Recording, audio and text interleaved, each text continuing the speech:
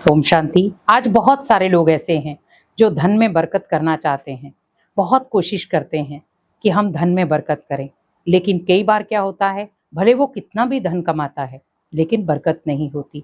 वो कोई नया बिजनेस स्टार्ट करते हैं, उसमें भी लॉस होता है। और कई बार घर में ही बहुत कला कलेश होता है और उसमें भी धन की बरकत नहीं होती। तो धन की बरकत ना होने के कारण क्या है? क्यों धन में बरकत नहीं होती? हमारे ही कुछ कारण हैं जिनकी वजह से धन में बरकत नहीं होती और धन धीरे धीरे कम होता जाता है। सबसे पहली चीज आपको क्या ध्यान रखनी है, आपके घर में जितना कला कलेश होगा उतना धन में कभी बरकत नहीं होगी। क्योंकि जब घर में लड़ाई झगड़ा होता है तो कहते लक्ष्मी भी रूठ जाती है, लक्ष्मी भी आई हुई लक्ष्मी भी वापिस चली जाती है। अब आपका सीधा उदाहरण देखें, आपके घर में लड़ाई झगड़ा हो रहा है, कोई बाहर से मेहमान आया है तो क्या करेगा? वो उल्टे पैर वापिस चला जाएगा। अरे इनके घर में तो लड़ाई हो रही है। कई बार अगल बगल वाले बहुत खुश होते हैं, अरे फलाने के घर में लड़ाई हो रही है। मान लो सपोज अगल बगल वाले खुश भी नहीं हो रहे पर संकल्प बहुत चला रहे हैं, इनके घर में तो रोज ही लड़ाई होती है। अब आप सोचिए कि जहां पर आप उस लड़ाई को खत्म करना चाहते थे तो लोग उस लड़ाई को क्या करें, इनके घर में तो रोज लड़ाई होती है। वाइब्रेशन क्या मिल रहे हैं कि रोज लड़ाई होती है। तो हम ऐसी चीजें करें ही क्यों? क्योंकि धन में बरकत ना होने का सबसे बड़ा कारण है घर में कला क्लेश हो रहा है, घर में लड़ाई झगड़ा हो रहा है। बहुत सारे लोग बहुत चिल्लाते हैं, चीखते हैं, एक दूसरे को गाली गलौज करते हैं, अपमानित करते हैं।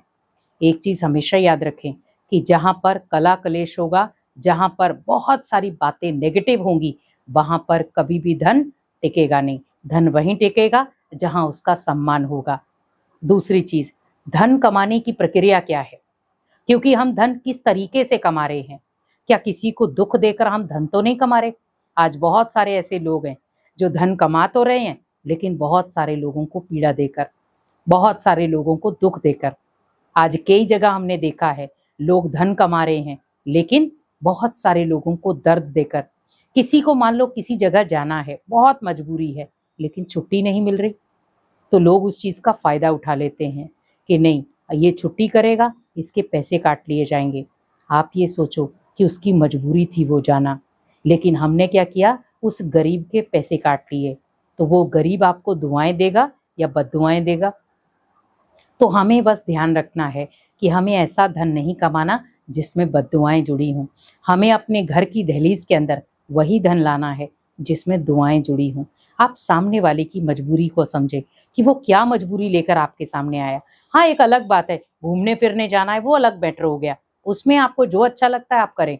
लेकिन किसी के घर में ऐसा सरकमस्टांस है, मान लो कोई घर में टू मच बीमार है, उसे छुट्टी चाहिए और आप पैसे काट रहे हैं क्योंकि उस समय तो उसको पैसे की जरूरत है। तो आप ये समझ लें कि अगर मैं बाहर दान देता तब भी तो देता, तो मुझे इस आत्मा को इस समय जरूरत है तो मैं ओनली दान समझकर, जिसको हम कहते हैं दया दान, हम वो समझकर कर दें ताकि उस आत्मा को प्रोटेक्शन भी मिले, खुशी भी मिले और बदले में वो आपको दुआएं भी दे। बहुत सारे ऐसे लोग हैं जो मदद करते हैं और उनका बिजनेस आप देखो कहाँ का कहाँ पहुंच गया। जब आप किसी की मदद के लिए खड़े होते हैं तो आपके धन में भी बरकत होती है। और उसी तीसरी जगह आपको देखना है कि धन जो कमा रहे हैं आप, वो आपके परिवार में खुशियां ला रहा है या आपके परिवार में बीमारियां या दर्द ला रहा है। कई बार हम धन कमाते हैं लेकिन उसमें खुशियां जुड़ी हुई नहीं होती, लेकिन उस धन से घर में बीमारियां, कोर्ट कचहरी, इधर उधर की व्यर्थ चीजों में वो धन चला जाता है, कई बार लॉस भी हो जाता है। तो वो आप देखें कि मुझे धन कमाना है किस तरीके से। बहुत सारे ऐसे लोग हैं जो बार बार शब्द क्या यूज करते हैं, मेरे धन में बरकत नहीं होती, मेरे धन में तो बरकत होती ही नहीं है, मैं जितना भी धन कमाता हूँ घर में टिकता ही नहीं है, मैं जितना भी बिजनेस बड़ा करना चाहता हूँ मेरे बिजनेस में उतना ही घाटा हो रहा है। संकल्प कौन दे रहा है? हम। तो जब हम बार बार एक ही संकल्प क्रिएट करते, धन में बरकत नहीं हो रही, धन में बरकत नहीं हो रही, मेरे बिजनेस में लॉस होता जा रहा है, लॉस होता जा रहा है, संकल्प आप दे रहे हो तो सिद्धि भी आप ही करोगे, क्योंकि जो आपने संकल्प किए होंगे वही सिद्ध हो जाएंगे। तो हम ऐसे संकल्प करें ही क्यों जो हमें उसका भुगतान भोगना पड़े। हमें कोई भी ऐसे संकल्प नहीं करने हैं जिसकी वजह से हमें बहुत सारे कर्मों का या बहुत सारी चीजों का सामना करना पड़े।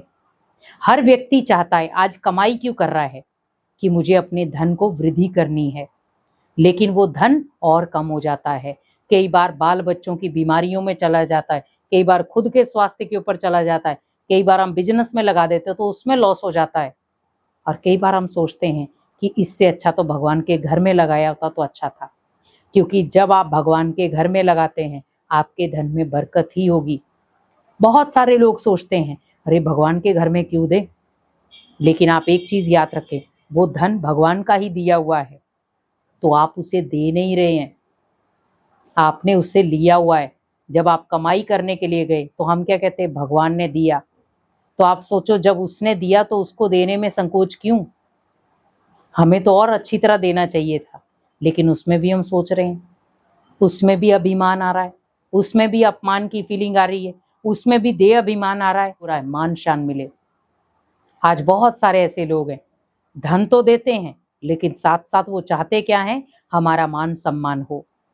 एक चीज हमेशा याद रखें, जब आप मान सम्मान मांगेंगे कभी भी आपके धन में बरकत नहीं होगी, आपके घर में कभी खुशियां भी नहीं आएंगी, क्योंकि मान सम्मान एक ऐसी चीज है जो आपको भगवान का बनने नहीं देंगी। आपने देखा होगा जब किसी आत्मा को मान सम्मान की इच्छा होती है, अगर छोटा सा व्यक्ति भी कोई उसका अपमान कर देता है तो उसका चेहरा, उसका व्यवहार, उसके संस्कार, उसकी बोल, उसकी नेचर कैसी हो जाएगी, बिगड़ी हुई। तो उसके कर्म भी बिगड़े हुए हो जाएंगे। एक छोटी सी चीज से, इससे मान सम्मान नहीं मिला। आप सोचिए जब भगवान स्वयं धरती पर आकर आपको मान दे रहा है, आपके एक बुलावे पर वो धरती पर आ गया, इस पतित भूमि पर आ गया हमसे मिलने के लिए, इससे बड़ा मान क्या हो सकता है। तो जितना हम भगवान के अर्थ लगाते हैं धन में उतनी बरकत होती है। आपने पहले पुराने जमाने में सुना होगा, लोग धन में बरकत लाने के लिए क्या करते थे, 10वां हिस्सा भगवान के नाम से निकालते थे। लेकिन आज लोग सोचते हैं कि 10वां हिस्सा नहीं, ओनली 1 हिस्सा भगवान के नाम। तो आप सोचो भगवान कैसे भरेगा आपकी झोली। भगवान कोई आपसे मांगता नहीं है, लेकिन कई बार हम सोचते हैं कि भगवान हमारे से ले रहा है, उसी ने दिया है। सोचो आपने मांगा था, उसने दिया है, और उसी को देने में हम संकोच कर रहे हैं। तो वो अपना धन अगर वापस ले लेगा तो वो वापस कैसे लेता है, आपके धन में बरकत नहीं होने देता। तो वो धीरे धीरे क्या होता है, आप धीरे धीरे धीरे धीरे नीचे गिरते जाते हो, और लास्ट में आप फिर क्या कहते हो, भगवान जी आपने ऐसा क्यों किया। अब आप सोचिए, कर्म तो आपने किए गलत, तो आप रिटर्न भगवान को क्यों दे रहे हैं? क्योंकि भगवान ने तो हमेशा कहा बच्चे सफल करोगे तो सफलता मिलेगी। इसीलिए धन में बरकत करनी है तो व्यर्थ चीजें खर्च ना करें, आवश्यकता के अनुसार धन कमाएं और धन में वृद्धि लाएं, क्योंकि घर में जितना आप खुशियां लाएंगे, जितना दुआएं लाएंगे, धन में उतनी बरकत होगी। इसीलिए धन में बरकत लाएं। ओम शांति।